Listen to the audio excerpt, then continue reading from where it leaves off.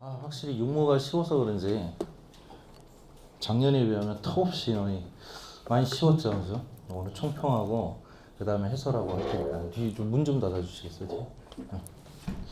자, 총평 한번 해봅시다. 일단 올해 지금 봤던 여러분들 6월 모평이 난이도가 좀 쉬웠죠. 근데 이제 쉽다고 해서 그냥 점수만 생각하고 그냥 넘어가면 안 된다는 거예요. 이 쉬웠던 6월 모평 속에 굉장히 많은 숨겨져 있는 요소들이 있어요. 근데 그런 것들이 이제 9월 모평하고 그 다음에 수능에서 크게 반영이 될 거니까 출제자가 이제 6월 모평을 통해서 보낸 시그널이나 이런 것들이 뭐가 있었는가, 뭐가 숨겨져 있어서 쉬운 내용들 때문에 안 보였는가 하는 것들을 좀 보여줄 건데, 크게 봤을 땐 출제자의 트릭이 있었고, 그 다음 출제자가 이제 학생들에게 올해 수능 영어는 어떻게 낼 거야 하는 시그널이 있었어요. 그리고 거기 출제 의도가 숨어 있었고, 그리고 출제 트렌드가 있었다는 거. 이걸 좀 더 면밀하게 좀 분석을 해보면 네 가지 패턴으로 좀 볼 수가 있는데, 시험은 좀 전형적으로 출제되는 패턴이 있어요. 수능 영어가 사실 몇 년 전부터 거의 좀 각이 잡혔다라고 해도 과언이 아닌데, 너무 쉽게 출제가 되니까 이 출제 패턴들이 좀 보이지 않았다라는 거. 그러니까 사실 이제 선생들이나 좀 보였을 거야. 출제 패턴이 반복되는 패턴으로 계속 출제가 됐구나 하는 것들. 근데 이런 것들이 이제 인지하지 못하고 풀 수 있을 정도로 굉장히 쉬웠다라는 거. 근데 사실은 이런 부분들이 계속 수능까지 이어질 거라는 거. 그래서 이제 오늘 해설이나 이런 부분에서 조금 더 많이 다뤄드릴 거예요. 다음 지문의 구도 패턴, 사실 이게 굉장히 중요한 건데 여러 가지 시도를 좀 많이 한 게 좀 티가 나거든요. 근데 사실 여러분들 크게 많이 못 느끼고 이렇게 문제를 좀 푸셨을 거야. 오늘 해설에 있어서는 이 구도에 대한 패턴들의 출제자의 트릭이 이 구도 패턴에서 어떻게 조금씩은 바뀌었는가 하는 트릭들도 좀 보여드릴 거고, 그 다음 선지 패턴, 사실 이게 수능 영어는 선지 패턴이 굉장히 중요한데 이 선지 패턴이 거의 무색할 정도로 좀 쉽게 나왔어요. 그래서 사실 지문도 쉬웠지만 6월 모평이 가장 쉬웠던 부분은 선지가 가장 쉬웠다는 거. 그래서 거의 패턴이 없다 할 정도로. 근데 사실 실질적으로 6월 모평에서 보이지 않았지만 이제 매력적인 오답의 패턴들이 주로 어떤 형태로 나오게 되는가 이런 것들 반드시 인지하고 계셔야 된다는 거. 이제 9월이나 수능이 중요하니까. 자, 그 다음에 이제 위험 요소들이 있어요, 사실상. 그러니까 사실 출제되는 패턴이나 지문의 구도와 그 다음 거기에 해당하는 오답 간의 관계, 그리고 선지의 패턴들, 이런 게 사실 굉장히 위험한 요소들인데, 그리고 이런 것들 때문에 사실상 틀릴 수밖에 없는 건데 너무 쉽게 나왔단 말이죠. 그래서 이런 틀릴 법한 요소들도 해설에서 사실 인지는 못했지만 이제 여러분들 이런 것들이 나중에 9월 모평이나 수능에 나오면 틀릴 만한 가능성이 충분히 있다 하는 것들도 이제 같이 해설에서 좀 보여드릴 거야. 그럼 실제적으로 이런 것들이 왜 무색할 정도로 쉬웠냐 하면 거의 문제가 일치불일치 정도 수준으로 출제가 됐어요. 그러니까 그냥 지문 쪽 봤을 때 이게 구도고 나발이고 지랄이고 간에 그냥 쭉 읽다가 거기서 언급하고 있는 요소를 선지에서 보면 그냥 바로 들어가 있고, 나머지 4개는 전혀 선지에서 뭐 다루지 않았다든가 다른 요소들을 다루고 있다든가, 그러니까 선지 간에 각축을 벌일 만한 게 거의 없었기 때문에 그냥 정말 일치불일치 수준이다. 그 내용이 있는가를 찾으면 그대로 그냥 맞출 수 있었던 문제라는 거. 근데 9월이나 수능은 절대 이런 식으로 이렇게 출제가 되지 않을 겁니다. 자, 요 점은 꼭 반드시 염두에 두시고, 그래서 특히 해설을 들으실 때 사실 해설은 여러분들이 그냥 해설서 봐도 될 정도로 쉽게 출제가 됐잖아요. 그래서 해설도 선생님 간단하게 좀 해드릴 건데, 이 문제 뒤에 숨어있는 이런 패턴들이나 구도나 그리고 틀릴 만한 요소들이나 이런 것들을 중점적으로 오늘 해설을 좀 해드릴 거예요. 그 부분을 좀 포커스를 둬서 들어주시고, 이번에는 이제 유형별로 좀 어떤 식으로 출제가 됐는가를 좀 볼 텐데, 일단 주제를 중심으로 한 외부 선지 문제들이 있어요. 그러니까 외부 선지라는 건 지문은 그대로 있는데 선지가 바깥에 이렇게 5개 나와 있는 문제들. 자, 이런 외부 선지 문제들인데 주로 이제 요지 문제나 주제 제목, 장문 제목, 함축 의미, 문단 요약, 빈칸 완성 이런 것들이 있죠.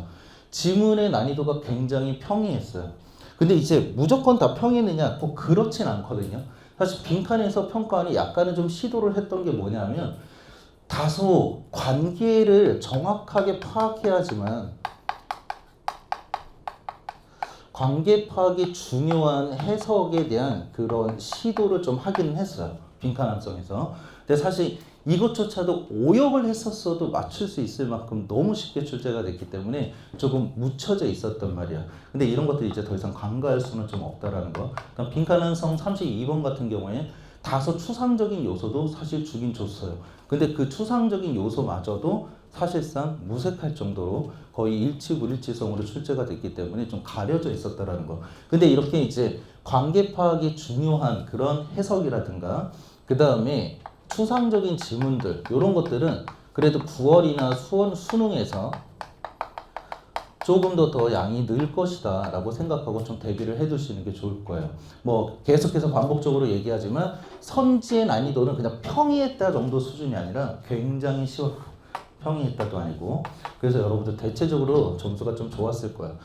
근데 그래도 수능의 기저만큼은 계속 지켰다라는 게 뭐냐면 논리를 중심으로 묻는 문제들 어휘 추론이라든가 작문 어휘 좀 같은 맥락이죠. 그렇죠?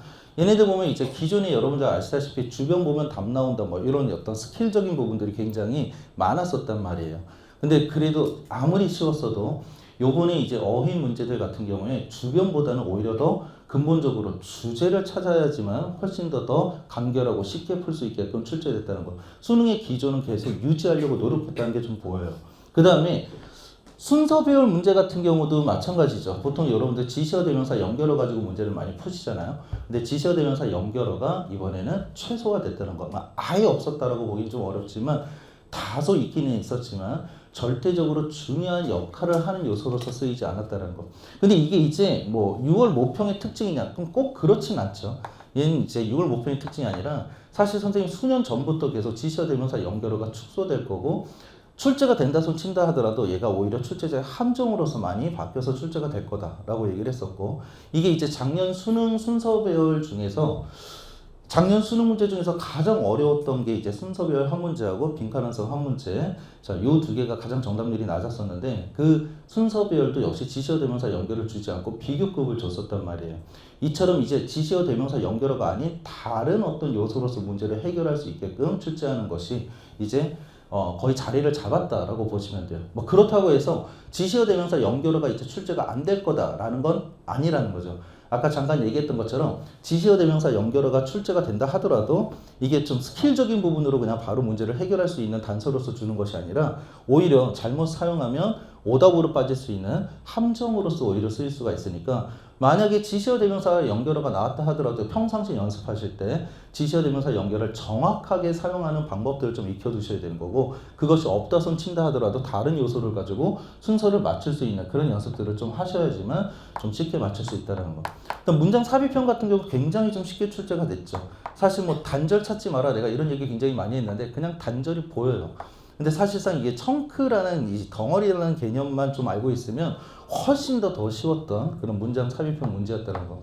근데 어쨌든 9월 모평이나 수능은 이 순서나 삽입의 난이도는 지금보다 뭐 다소 올라간다가 아니라 훨씬 크게 올라갈 것이다 라고 생각하시고 미리 대비들을 하는 것이 좀 필요할 걸로 보입니다.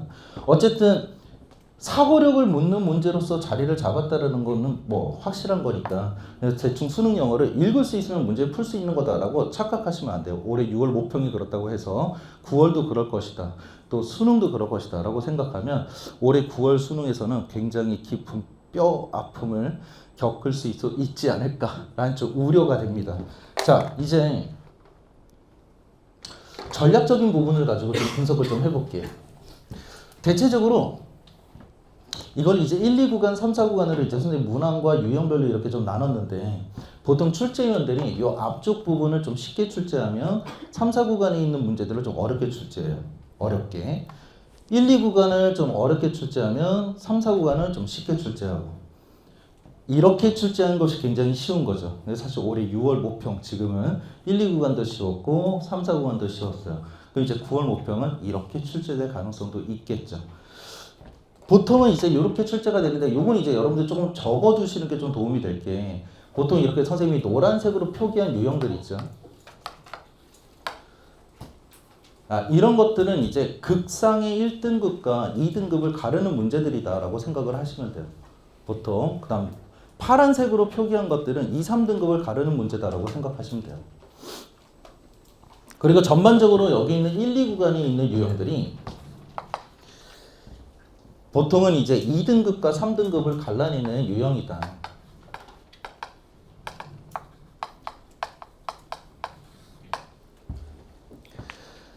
그러니까 사실상 이번이 6월 모평이 전반적으로 다 쉬웠던 건 맞지만 그래도 여기 있는 1, 2 구간에 있는 문제들이 좀 쉬웠기 때문에 여러분들 점수 마크하는 것이 수월했을 거예요. 설령 순서 삽입에서 좀 다소 많이 틀렸다 손친다 하더라도 여기서 점수를 좀 쉽게 맞출 수 있으면 어느 정도 밑에 파운데이션으로 깔만한 점수는 좀 마련이 되는 부분이 있기 때문에 그렇게 뭐 성적대가 많이 떨어지거나 하지는 않거든. 영어를 많이 못했다 손친다 하더라도. 그러니까 그만큼 여기 있는 1, 2 구간에서 점수, 파운데이션을 형성하는 것이 굉장히 중요합니다. 실질적으로. 그럼 나중에 이제 9월 모평 같은 경우에 얘네들을 좀 어렵게 출제할 수도 있고 또 반면에 수능에서 얘네들을 좀 어렵게 출제할 수도 있잖아. 그럼 이제 순서 삽입은 당연히 뭐 항상 이렇게 지금 6월 모평처럼 모든 문제를 다 쉽게 주지는 않겠죠. 분명히 어려운 문제들이 섞여 있을 거기 때문에 결국 여러분들이 점수를 원하시는 등급을 받느냐 못 받느냐에 대한 그 기반은 여기에서 만들어진다고 생각하면 돼요.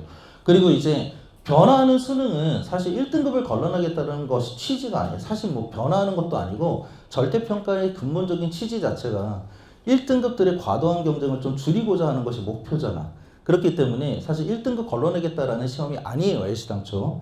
사실상 2등급들을 좀 걸러내겠다 하는 시험으로 점점 더 확고하게 자리를 잡아가고 있기 때문에 이제는 뭐 1등급을 받는 것이 쉽다 어렵다를 논할만한 문제가 아니라 2등급을 받을 수 있는 것이 쉬울 것이냐 아닐 것이냐 이걸 좀 생각을 해보셔야 돼요. 그러니까 매년 지금 한 3년 동안 계속 18% 정도 평균 2등급 이상 18% 정도가 계속 유지가 돼요. 수능을 끝나고 나면. 그러면 이제 주변에 한 10명 있다 그러면 2명 정도가 2등급을 받았다는 얘기야. 그럼 나머지는 다 3등급 이하로 떨어졌다는 얘기죠. 그러니까 여러분들 생각하는 것보다 2등급이 그렇게 쉽게 잘 나오는 시험이 아니에요. 영어가. 그러니까 이걸로 봤을 때 1등급 조는 계속해서 바뀌지만 최근 몇 년 동안 계속 18%라는 정도 그 언저리에서 2등급이 계속 유지가 되고 있다는 얘기는 확실히 절대평가로 바뀐 다음부터 영어는 2등급 걸러내는 시험으로 바뀌었다라고 생각하시고 그럼 2등급을 안정적으로 받기 위해서 중요한 요소가 어떤 부분이냐라고 생각하시면 순서 삽입 빈칸에만 몰입할 것이 아니라 여기서 점수에 대한 파운데이션을 확실하게 만들어두는 것이 중요하다는 것. 그러니까 6월 모평을 좀 경험 삼아서 생각하시면 돼요. 여러분들의 점수가 순서 삽입 빈칸이 쉬웠기 때문에 점수가 많이 잘 나왔다라고만 단정 지으시면 안 돼. 여기가 쉬웠고 그래서 여기에서 점수가 확보가 되었기 때문에 점수 지금의 등급들이 좀 나오셨다라고 생각하시면 됩니다. 그럼 앞으로 여기에 대한 난이도가 변함에 따라서 성적은 더 오히려 떨어지기가 쉬울 수도 있다는 얘기겠죠. 오히려 여기 순서 삽입 빈칸보다. 그럼 이제 사실 어떻게 공부를 맞추셔야 되냐면 여기 있는 1, 2 구간에 있는 문제들이 어떠한 난이도로 출제가 된다 하더라도 여기서 점수를 확실하게 마크할 수 있게끔 그렇게 공부들을 해주셔야 돼요. 근데 여기서 또 굉장히 착각하면 안 되는 게 또 이런 친구들이 있다고. 아, 그럼 여기가 굉장히 중요한 거구나. 나는 지금 순사빈 할 여력도 없는데 이걸 해야 되나? 이것만 해야 되나? 이건 지금 나중에 해도 돼. 그렇게 생각하시면 안 되겠죠. 아시다시피 순서 삽입 빈칸은 단 그냥 1, 2구에 바짝 한다고 해서 점수를 낼 수 있는 유형들이 아니야. 얘네들은 지금부터 계속해서 꾸준하게 해줘야 되는 거고 비중의 차이를 조금 더 두셔야 된다는 거. 지금 만약에 등급대가 상당히 높지 않다든가 혹은 6월 모평을 기준으로 했을 때 사실상 2등급 이상이 좀 더 쉽게 나와줬어야 되는데 3, 4등급 존이 있는 친구들이다. 그 이하에 있는 친구들이다. 그러면 사실 얘에 대한 비중을 사실 높여줘도 좀 나쁘지 않아요. 그러니까 6대 4 정도나 7대 3 정도의 비중으로 여기에 대한 파운데이션을 좀 마련하는 것도 나쁜 전략은 아니다라는 거. 하지만 얘네들을 또 간과해서도 안 된다. 끝내는 공부란 건 없어요. 이거 완벽하게 끝내놓고 이거 해야지 이렇게 나갈 수는 없어. 사실상 뭐 이거 완벽하게 끝낼 정도의 실력이면 얘도 되겠죠. 그러니까 이런 건 말도 안 되는 거야. 뭔 말인지 알겠죠? 마치 여러분들이 수학 완벽하게 끝내놓고 나면 이제 국어, 영어 할까? 뭐 이렇게 생각한다는 거. 1년 동안 택도 없죠. 그죠? 영어도 마찬가지입니다. 순서 삽입 빈칸은 단기간 동안에 될 수 있는 게 아니라 지금 적은 시간 투자해서라도 계속 꾸준하게 나가주셔야 되는 거고 등급이 낮은 친구들은 얘에 대한 비중을 조금 더 높여줘서 밸런스 있게 공부들을 좀 해주셔야 돼요. 하지만 또 얘네들은 투자한 만큼 좀 전수를 또 쉽게 받을 수 있는 유형들이기도 해. 그래서 지금 투자가 조금 더 필요하다는 거. 특히 재학생들은. 자, 요런 전략적으로 보시면 되는 거고. 실질적으로 쭉 봤을 때 아까 노란 거 파란 거 여러분들 체크하셨죠. 그쵸? 자, 지금 올해 6월 모평이 거의 다 노란 거 요거 하나밖에 없어. 사실 이것도 왜 노란 건지 난 이해를 못 하겠어요. 사실상. 사실 실질적으로 어려웠던 건 제가 생각했을 때 34번이 조금 더 어렵지 않았을까 싶거든. 근데 지금 얘가 좀 그래. 근데 사실 빈칸 한성은 31, 32, 33, 34의 정답률을 100% 신뢰하기 좀 어려워. 왜냐하면 이쯤에서 이제 찍는 친구들이 있거든요. 거의 문제 보지도 않고. 그래서 특히 33, 34번은 찍는 친구들이 많기 때문에 정답률에 대해서 이렇게 좀 믿을 만한 신뢰가 있을 만한 정답률은 좀 아니다. 근데 어쨌든 전반적으로 지금 다 쉬웠다. 거의 노란색이 거의 없다 싶을 정도로 다 쉬웠다라고 생각하시면 돼요. 그러니까 이걸 좀 지표로 삼으면 다시 안 되겠다는 얘기겠죠. 자, 이제 9월 모평과 수능을 좀 어떻게 출제될지 좀 전망, 지금까지 우리가 분석했던 걸 통해서 전망을 해보면 9월 모평은 좀 극단적으로 어려울 수도 있다라는 거. 여기 좀 N수생들도 있는데 작년 6월, 9월을 이제 생각을 해보면 작년 6월 모평이 1등급이 1%대가 나왔어요. 9월 모평 같은 경우에 거의 11%대 정도까지 나왔죠. 그렇죠? 거의 천국과 지옥을 오고 가는 그런 시험이었단 말이에요. 근데 사실 제가 작년 6월 모평이 다 끝나고 여기서 이렇게 총평할 때, 학생들 데리고 총평할 때나 학부모님 대상으로 했을 때 이제 설명회 할 때도 내가 뭐라고 얘기했었냐면 평가원이 난이도 조절에 실패했다라고 얘기를 했단 말이에요. 그만큼 봤을 때 뭐 이 미친놈들이 있나 뭐 이럴 정도로 되게 이렇게까지 어렵게 낼 필요가 있나 뭐 이럴 정도로 평가원이 난이도 실패했다라고 얘기했는데 이게 9월 모평이 다 끝나고 나서 역시 똑같이 총평을 하고 설명회를 할 때 내가 정정을 했어요.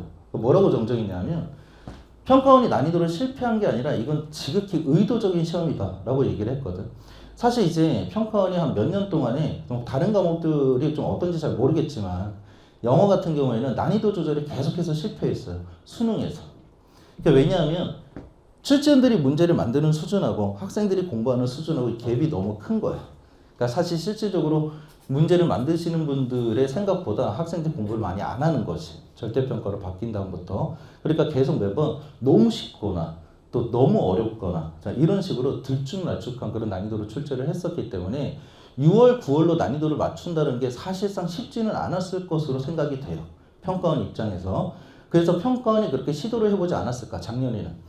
근데 이제 나도 문제를 만들어서 정답률 같은 것들을 좀 비교하고 분석하는 것들을 이제 주로 해봐서 알지만 실질적으로 굉장히 어렵게 출제를 하거나 굉장히 낮게 출제했을 때 이 성적 추이상을 보면 오히려 학생들의 수준을 좀 더 정확하게 파악하기가 좀 쉽다라는 거예요. 영어 같은 경우. 그래서 평가원이 작년에 그렇게 시도를 의도적으로 하지 않았을까라는 생각을 해보면 올해도 6월 모평이 또 너무 쉬웠잖아요. 그럼 9월 모평도 역시 극상으로 줄 가능성이 농후하다라는 거. 그럼 이제 뭐 1%대까지는 아니겠죠, 그렇죠? 근데 한 5%대만 나와도 여러분들 체감은 거의 3%대예요. 5%대만 나와도. 그러니까 극상의 9월 모평이 될 거를 좀 예상을 하시고. 그러니까 이걸 지금 내가 예상해서 말씀드린 이유가 뭐냐 하면 사실상 뭐 육모 지금 기분은 좋았잖아요. 한 이틀간. 그쵸? 뭐 고등학교 이래로 뭐 처음 받아보는 점수였다. 뭐 이런 얘기도 제가 좀 많이 들어봤는데 사실상 다른 과목은 모르겠지만 영어만큼은 이제는 6월 모평과 9월 모평이 등급과 원점수가 의미가 없어졌다. 실질적으로. 그러니까 이제 여러분들은 6월과 9월에 대한 이 트렌드나 경향 이런 것들에 맞춰서 대비를 하셔야지 거기에 대해서 난이도도 사실상 크게 의미가 없을 거다라는 거. 근데 또 이런 가정도 한번 해봅시다. 9월 모평이 극상이 아니야. 아주 어렵진 않았어. 이거 생각보다 할만한데 하고 출제가 됐다 그러면 아마 트렌드는 계속 유지가 되는데 난이도는 9월 모평 쪽에 좀 포커스를 맞출 수도 있어요. 그러니까 9월 모평의 난이도에 따라서 좀 수능을 조금 더 정확하게 전망을 해볼 수 있겠죠. 근데 이제 작년을 토대로 생각했을 때 극상으로 출제될 가능성도 있기 때문에 지금 하시는 공부들에 대해서 조금 게으름이 없었으면 좋겠다라는 거. 한 이틀 기분 좋았으면 됐으니까 이제 앞으로 더 어떤 난이도가 오더라도 지금의 점수를 유지할 수 있을 정도로 공부를 할 수 있게 그렇게 좀 대비가 필요하다는 거. 그럼 이제 어떤 부분에 있어서 대비를 좀 하셔야 되느냐. 오늘 이제 해설 들어보면 알겠지만 지문의 구도가 이 트렌드가 있어. 근데 이 트렌드는 계속 유지가 될 거예요. 너무 쉬워서 여러분들이 인지를 못 하셨겠지만 오늘 해설에서 좀 잡아 드릴 거야.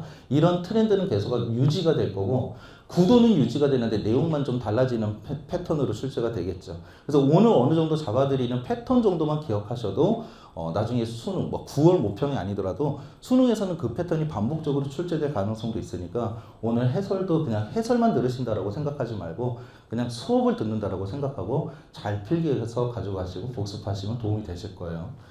당연히 선지의 난이도는 훨씬 더 어려울 겁니다. 매력적인 선지들이 많이 좀 있을 거고 각축을 벌일 거야. 그럼 이제 매력적인 선지들이 대체적으로 구도하고 관계성을 이루고 오답을 만들어요.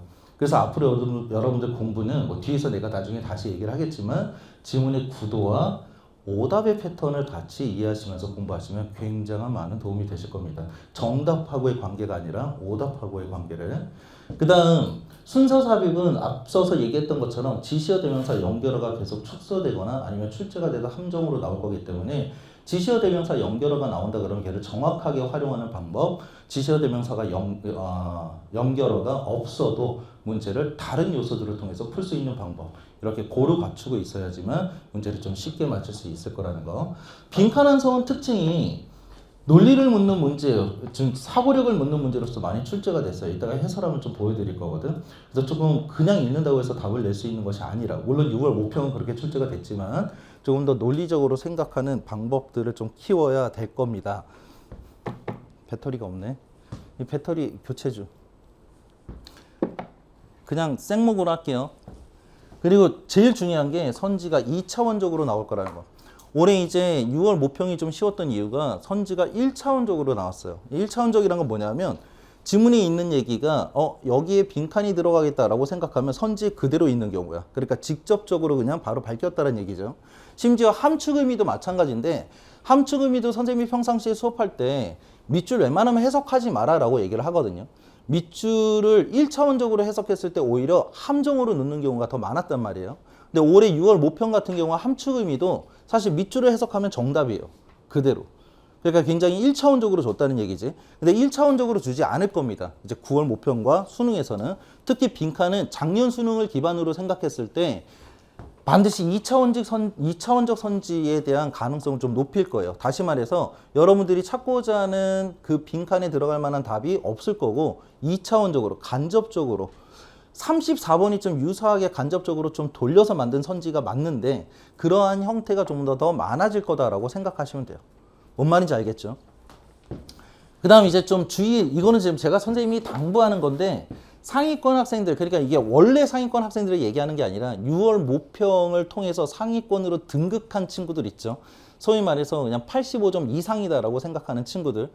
스스로가 이제 안정적인 2등급이다라고 사실은 생각은 안 할 거야. 생각은.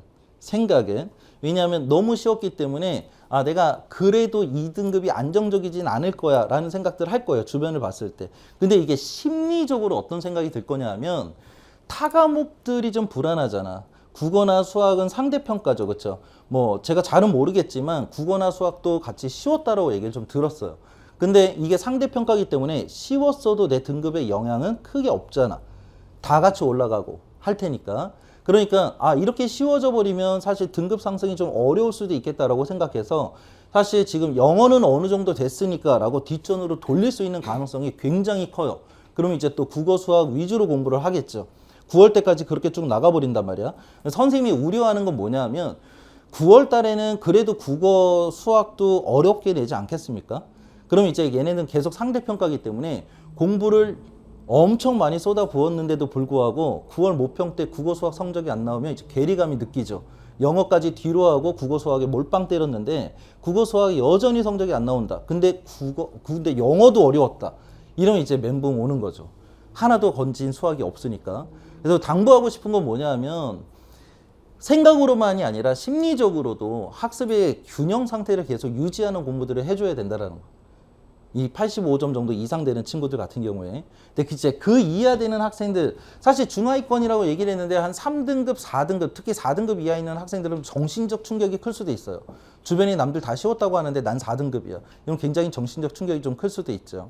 근데 이제 해설이나 이런 것들을 잘 듣고 앞으로 어떤 공부를 좀 하면 이렇게 밑 빠진 독에 물 붓기식 공부가 아니라 수능 영어라는 게 뭔지만 잘 알고 가성비 있게 공부하면 버려지는 시간 최소한으로 해서 다소 이렇게 투자 대비 좋은 성적을 낼 수 있는 것이 또 영어이기 때문에 그렇게 또 비관적으로만 생각할 만한 그런 성적은 또 아니다라는 거.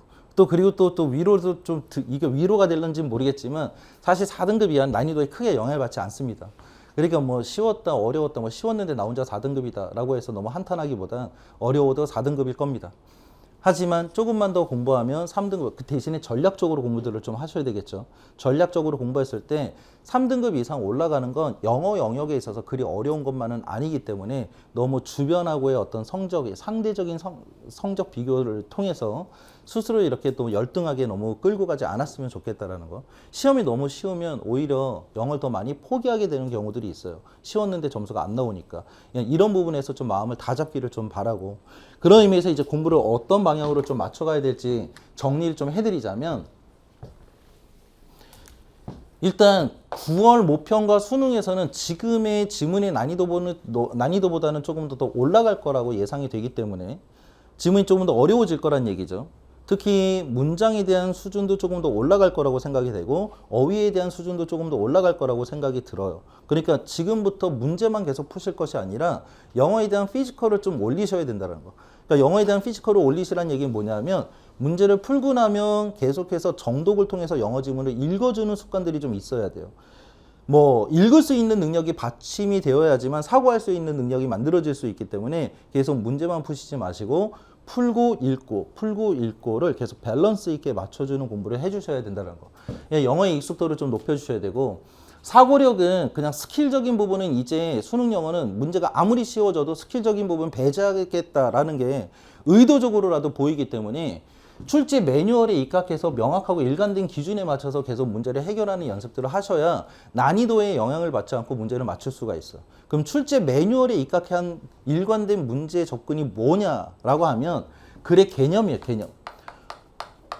수학능력 시험의 유형은 되게 여러 가지가 있지만 사실 그 여러 가지 유형을 통해서 글의 개념을 묻고 있는 거야. 그러니까 우리가 지문을 읽어나갈 때 글의 개념에 맞춰서 읽어나간다라는 거. 예를 들어 글의 통일성이다 그럼 주제는 하나죠, 그렇죠? 주제 하나인 걸 확인할 수 있어? 라고 묻는 거고, 또 그런 이제 하나의 지문이 주제가 하나인 것이 사실 문장으로 계속 연결되는 게 아니라 그 지문은 사실 덩어리로 이렇게 연결이 되거든요. 이런 덩어리 간의 관계성을 너희는 이해할 수 있어? 라고 묻는 것이 대체적으로 순서 삽입이야. 이런 걸 글의 일관성이라고 얘기해요. 실제 출제 매뉴얼에서도 뭐 글의 일관성을 측정한다, 글의 통일성을 측정한다 라는 이제 말들이 명시되어 있기 때문에 결국 글의 개념에 맞춰서 문제를 해결하는 연습들로 스킬이 아니라 이렇게 사고력을 좀 높여주셔야 되는 거고, 대의나 함축음이나 빈칸한성 같이 외부 선지로 출제되는 유형들은 지문과 선지의 관계를 이해하시는데, 이 선지는 오답의 선지를 이해하셔야 돼요. 앞서서 잠깐 얘기했던 것처럼 그냥 지문하고 정답의 관계가 아니라 지문과 오답의 관계를 잡고 이해를 하셔야 돼요. 특히 그냥 지문이 아니라 지문의 전개 구도 있죠.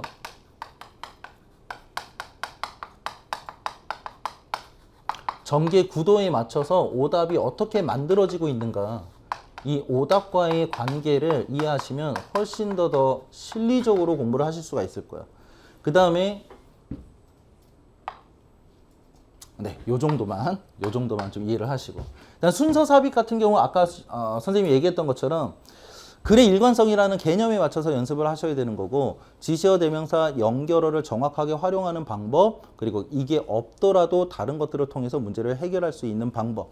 특히 오늘 이제 선생님이 해설할 때 순서별 좀 얘기를 드릴 거지만 우리 MVP에서 좀 다뤘던 것들이 꽤나 많이 나왔거든요. 이건 출제 패턴이야. 그냥 그대로 나오는 패턴이다라고 생각하시고, 이렇게 나왔을 때 이런 것들을 어떻게 활용해서 지시어 대명사 연결어가 없어도 문제를 해결할 수 있는가, 여기에 포커스를 두고 수업을 들어주시면 될 거예요. 해설을 들어주시면. 그 다음 마이크가 없으니까 상당히 어색합니다. 자, 현 시점에서 여러분들의 입장을 좀 얘기하자면, 좀 MBTI니까 좀 생소롭죠. 자, 반드시 학습 투자가 필요합니다. 근데 학습 시간은 좀 부족하죠. 그래서 효율적인 학습이 좀 필요할 거고, 그러려면 이제 여러분들하고 내가 여러분들 목표와 관심을 갖고 거기에 실천에 옮기는 거, 가성비 있게, 자, 이런 목표를 좀 맞추셔야 되겠지. 여기에 포커스를 좀 하나 말씀을 좀 드리자면, 일단 지금 전반기 때 학생들 공부하는 패턴을 보면 영어 시간 투자는 적은데 해야 될 교재는 너무 많아요. 수능에 대한 대비가. 그래서 시간 투자가 적으면 적을수록 많은 양을 푸는 것이 아니라 교재를 좀 축소하셔야 됩니다. 좀 알차게 공부하는 쪽으로. 아까 전에 영어에 대한 피지컬이 중요하다라고 얘기했잖아요. 풀고 나서 읽어주는 학습까지 하려면 많은 양의 문제를 풀 수가 없어요. 근데 이제 여러분들이 읽는 걸 생략해. 다시 말해서 영어에 대한 피지컬을 올리는 걸 생략해요. 그리고 이제 계속 문제만 푼단 말이야. 그렇게 해서 여러 교재들을 좀 섭렵해야지만 내 성적이 올라갈 거라고 생각하지만 스킬이 아니라 본질적인 영어로 돌아가고 있기 때문에 사실 여러분들 질적으로 공부하시는 것이 훨씬 더 가성비가 있을 거예요. 그러니까 너무 많은 양의 교재를 다룰 생각하시지 마시고 교재량을 좀 줄이시고 학습 교재를 그다음 전략적으로 꼭 학습을 해달라는 것. 아까 얘기했던 것처럼 무지성적으로 공부하는 것이 아니라 1, 2등급, 등급에 따라서 1, 2 구간에 있는 문제들에 조금 더 비중을 둬야 되는 친구들이 있는 거고 또 3, 4 구간에 순서 삽입 빈칸에 조금 더 비중을 둬야 되는 친구들이 분명히 있을 거예요. 밸런스 있게 공부를 좀 할 수 있게끔. 이게 전략적인 공부야. 무조건 그냥 문제를 유형별로 막 드립다 문제를 푼다고 해서 성적이 올라갈 수 있는 건 아니니까 자기 등급에 맞춰서 어떤 부분을 조금 더 취약 부분을 끌어올리면서 잘하는 부분을 계속 유지하는지 밸런스의 균형을 잘 맞춰서 전략적으로 학습을 하셔야 되는 거고 그 다음에 수능 영어 공부는 무조건 읽을 수 있는 능력만 있어서는 안 된다는 거. 읽으면서 생각하는 것들을 요구하는 거죠. 왜? 수능이 사고력을 테스트하는 시험이니까. 그래서 모든 공부는 사고하는 방법이 포커스가 맞춰져 있어야 돼요. 특히나 일관된 기준에서 사고하는 방법들을 좀 익혀야 되기 때문에 지문을 읽을 때 생각하는 방법, 선지를 선별할 때 생각하는 방법, 이 방법에 포커스를 맞춰서 공부를 하시고 또 방법을 안다고 해서 문제를 바로 해결할 수 있는 것이 아니잖아. 일관된 방법을 터득을 하셨으면 이걸 가지고 계속해서 반복적으로 체화시키는 학습을 해주셔야 된다는 거. 앞서서 얘기했던 것처럼 영어에 대한 피지컬을 올리셔야 되기 때문에 이런 사고력 공부가 끝났다 그러면 정독을 꼭 해주세요. 반드시. 그 다음 영어는 언어예요. 언어기 때문에 사실 꾸준하게 계속 적은 시간을 투자하더라도 매일 학습하시는 것이 상대적으로 학습 효과는 훨씬 더 큽니다. 뭐 매번 예를 들어서 설명을 하지만 일주일에 뭐 잉글리시데이 하루 잡고 일요일날 뭐 영어 10시간을 투자해. 사실 이런 친구들보다 하루 1시간씩 5일간 5시간 투자한 친구가 훨씬 더 효과가 있다는 거. 뭐 이거는 선생님의 경험을 빗대서 얘기하는 것이 아니라 이런 게 인지심리학이에요. 인지심리학적 기준에서 말씀을 드리는 거예요. 매일같이 꾸준하게 조금씩 자주 이렇게 여러 번 반복적으로 봐주는 것이 훨씬 더 학습 효과에 큰 이점을 가져다 줍니다. 그러니까 잉글리시 데이 같은 거 만드시지 마시고 특히 재학생들 평상시에 이제 평일날 시간이 많이 없으니까 영어를 이렇게 하루 몰아서 뭐 내일 학원에 영어 수업 간다 그러면 그 전날 이렇게 몰아서 공부한다든가 자, 이런 성향들이 없지 않아 좀 있어요. 자, 이렇게 가시면 영어 성적은 굉장히 더디게 올라갑니다. 그리고 단어 공부하시는 거 보통 어휘책 공부하시는데 일주일에 한 번씩 공부하는 친구들이 있어요. 그럼 거의 뭐 3년 장기 플랜 잡고 공부하는 패턴이다라고 생각하시면 돼요. 어휘는 매일 보셔야 됩니다. 어휘책 같은 경우는 매일 보셔야 돼요. 차라리 암기하는 것보다 매일 읽어주시는 것이 학습 효과가 훨씬 더 크기 때문에 반복적으로 회독을 통해서 읽어주시는 학습해 주시고 가장 중요한 건 독해어휘예요. 독해어휘. 독해어휘를 계속 학습을 하셔서 실제적으로 쓰임이 어떻게 쓰이는지에 포커스를 맞추셔야 돼. 앞서도 잠깐 선생님이 얘기했던 것처럼 9월 모평이나 수능에서는 이미 여러분들이 알고 계시는 단어이지만 그 단어에 대한 다른 뜻으로 쓰이는 것들이 계속해서 나올 거야. 이게 뭐 올해 예상되는 게 아니라 이미 그 전부터 그렇게 나오고 있었기 때문에 이제 앞으로 9월 모평이나 수능처럼 난이도가 지금보다 올라갈 경우에는 어휘에 대한 수준들도 그렇게 올라갈 거예요. 근데 이건 단어책으로 해결될 수 있는 부분이 아니야. 1번 뜻, 2번 뜻, 3번 뜻, 4번 뜻 이렇게 외운다고 해서 머릿속에 고스란히 남아있는 것도 아니지. 남아있다 손 친다 하더라도 아웃풋이 자연스럽게 되는 것도 아니죠. 그러니까 사실 단어책으로 이걸 모든 걸 섭렵하겠다라는 건 지금 남은 기간 동안에는 어물성설이에요. 그럼 이제 어떻게 하셔야 되느냐? 독해를 하시면서 계속 꾸준하게 어휘를 같이 학습을 해주셔야 돼요. 실질적으로 그 단어들이 어떤 식으로 많이 쓰이는가? 특히 올해 EBS 같은 경우는 선생님이 수업하면서도 굉장히 극찬을 했던 것 중에 하나가 뭐냐면 EBS 수특 영어만 해도 거기 안에 들어가 있는 어휘 자체가 본연의 뜻보다 맥락에 따라서 뜻이 달라지는 형태로 많이 쓰이고 있다는 거지. 그러니까 이게 트렌드인 건 맞아요. 그렇기 때문에 계속 지문을 반복적으로 읽어주시면서 실질적으로 그 어휘가 문맥에 맞춰서 어떻게 쓰이는가를 계속 익숙하게 만들어 주시는 것이 단어책을 암기하는 것보다 훨씬 더 효과가 있을 거라는 거. 그래서 정독을 계속 해주는 공부가 필요할 겁니다.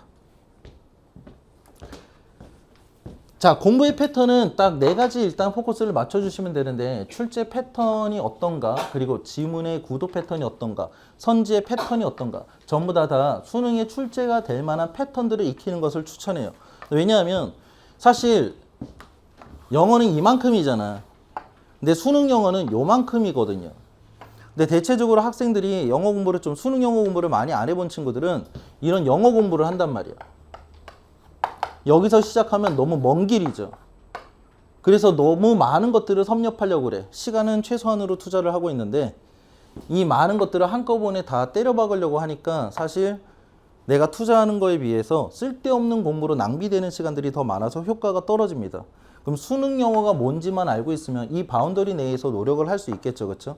그래서 실제적으로 수능이 출제되는 패턴은 어떤 패턴이고 지문의 구도는 어떤 구도를 선호하고 그 구도에 맞춰서 트릭은 어떻게 주고 있고 또 선지는 거기에 대해서 어떻게 매력적인 오답의 패턴으로 만들고 있는지 이런 것들을 좀 인지한 상태에서 공부를 하시면 돼.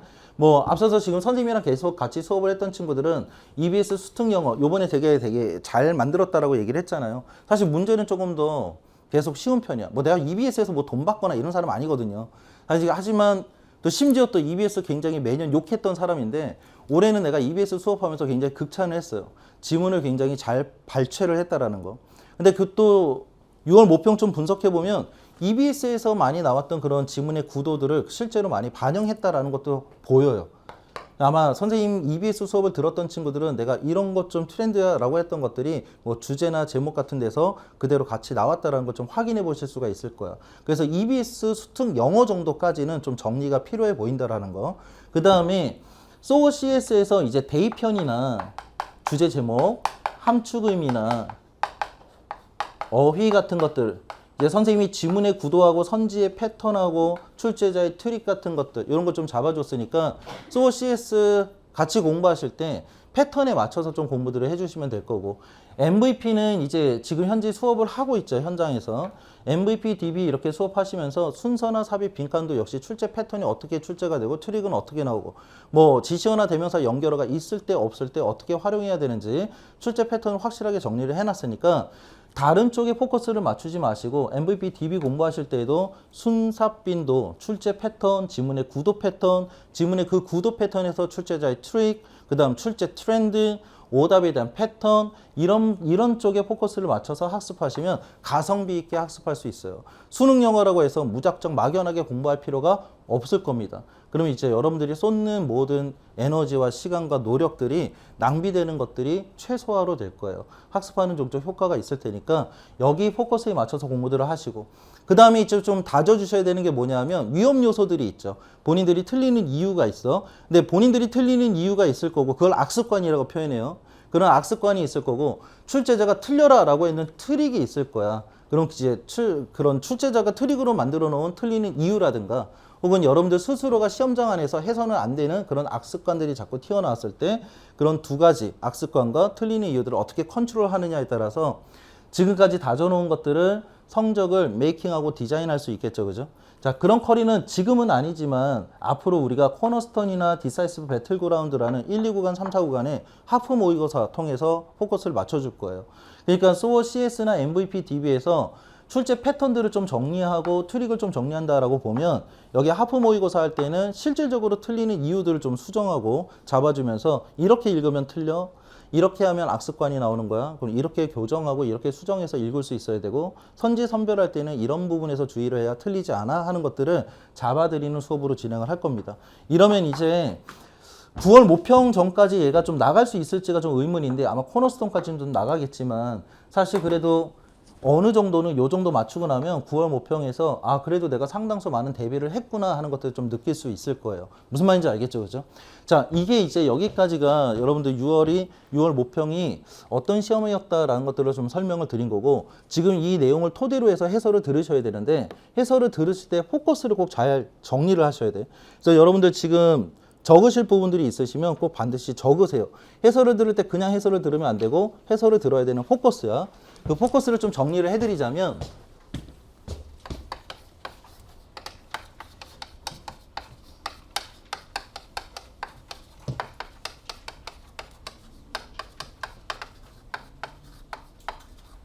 자, 쉬웠던 난이도 뒤에 숨어있는 부분 지문의 구도 있죠. 수능에서 요즘 자주 나오는 지문의 구도들 사실은 이런 구도였어 하는 것들을 정리를 해드릴 테니까 그거 잘 정리해서 가시도록 하시고 그 다음에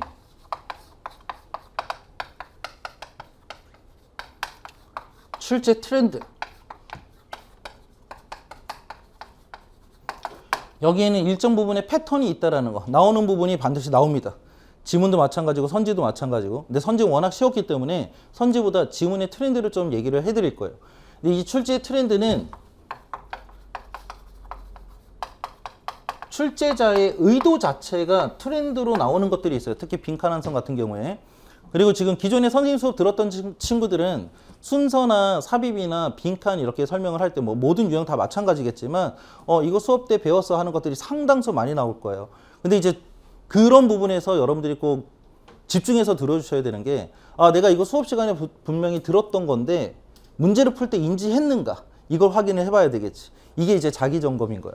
앞으로는 맞다 내가 배웠던 게 나왔는데가 아니라 시험 보는 중간에 이거 내가 배웠던 거야 하고 바로 인지할 수 있게끔 실력을 높이시는 게 가성비 있는 학습이라는 거.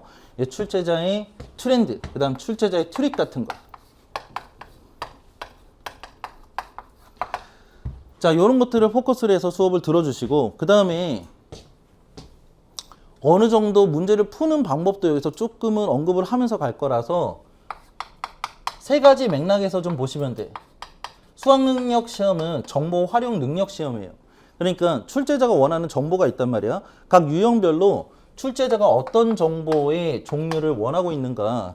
자, 이런 것들을 정리가 좀 되셔야 돼. 6월 모평 해설을 통해서. 이거는 출제자가 원하는 정보야.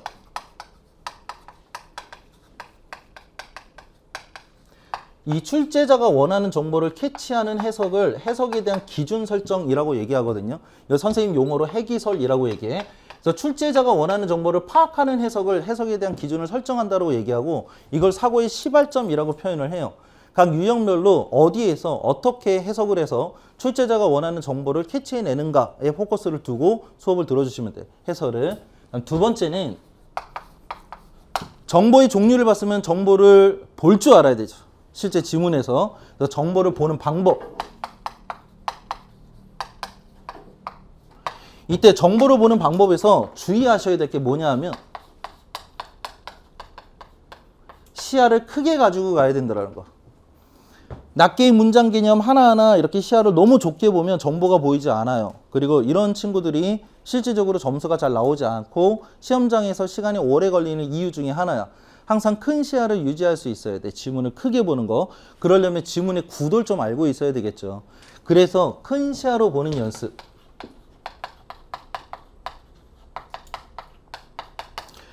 그 다음에 아까 전에 수학능력 시험은 결국 사고력을 테스트하는 시험이다라고 얘기를 했기 때문에 그 사고력을 테스트한다는 건 결국에는 출제 매뉴얼에 입각해서 문제를 출제하니까 출제 매뉴얼에 입각해서 사고할 수 있어야 된다는 얘기인데 이 얘기가 아까 전에 글에 대한 개념을 알고 있어야 된다라고 얘기를 했었죠. 그죠? 그래서 글에 대한 개념을 하나하나 낱낱이 다 설명을 하면 여러분들 하나도 다 이해를 못해. 근데 글의 개념, 글의 통일성, 응집성, 일관성, 완결성이라는 성질을 그냥 딱 하나로 묶으면 그냥 공통점, 차이점이야. 그래서 지문을 바라보는 관점, 정보를 바라보는 관점 자체가 그냥 공통되는 부분들을 볼 수 있는가, 차이가 나는 부분들을 볼 수 있는가 라고만 정리를 하시면 이게 글의 개념에 입각해서 지문을 보고 선지를 보는 관점이다 라고 생각하면 돼. 그래서 우리가 지문과 선지를 볼 때 공차적 개념으로 볼 수 있는가, 여기에 포커스를 두시면 되시고 세 번째는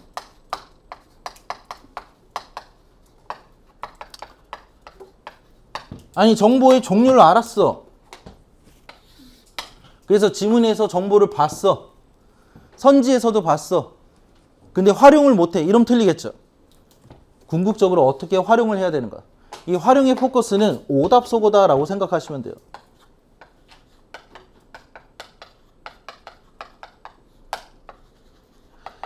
선생님 좀 실리적인 거 추구하는데 실리적인 걸 추구한다는 얘기가 무슨 의미냐면 사실 여러분들이 집에서 공부할 때처럼 70분이라는 짧은 시간 동안에 각 문제마다 정답을 찾기란 사실 쉽지가 않아요. 그리고 정답을 준다라는 것 자체가 사실 정답의 정의가 뭐야? 모든 사람들이 다 공감하고 동의할 수 있는 게 정답이잖아요. 그렇게 되면 모든 정답률이 다 90%를 찍어야 돼. 그러니까 시험이라는 건 정답이란 개념이 있을 수가 없어요. 특히 언어 과목은. 그래서 사실 이런 것들을 연습할 때처럼 실전에서도 정답을 찾는다는 게 사실 쉬운 게 아니야. 거기서 괴리감이 많이 느껴지죠. 집에서 공부할 때랑 시험장에서 문제를 풀 때랑. 그래서 정답이란 개념 자체를 다 없애시고 오답 소거를 한다. 오히려 모든 학습이 오답에 포커스를 맞춘다라고 생각하고 공부를 해주셔야 돼. 오늘 나갈 때도 뭐 순서나 삽입이나 이런 것들도 오답 소거를 어떻게 해야 되는가에 대한 포커스를 좀 맞춰줄 거고, 반면에 좀 1, 2 구간에 있는 문제들 혹은 빈칸 한성, 외부 선지로 나와 있는 것들은 어떻게 오답 소거를 보여주지라고 얘기를 이제 선생님이 좀 구상을 하다가 보다 보니까 의미가 없어요. 선지 간의 격차가 그냥 넌 오답이야 이거 바로 써져 있어서 그만큼 너무 쉽기 때문에. 근데 순서나 삽입이나 뭐 이런 쪽은 순서 삽입도 오답 소거라고 하는 개념을 아마 여기서 처음 들을 수도 있을 거야. 선생님 수업을 안 들었던 친구들 같은 경우에는.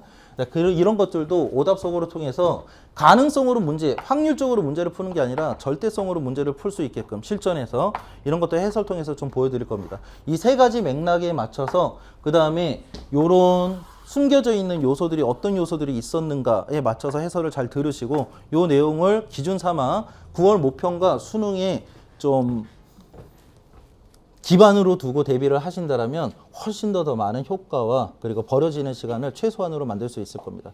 아주 짧게 쉬었다가 바로 본격적으로 해설을 좀 들어갈게요.